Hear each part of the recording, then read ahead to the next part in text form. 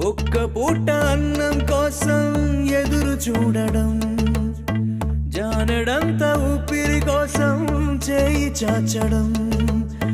కడుపు కాలి కాలి ఇక్కడ బూడి తాగుతున్నా, మనిషి అన్నవాడికి మనసే లేకపోయినా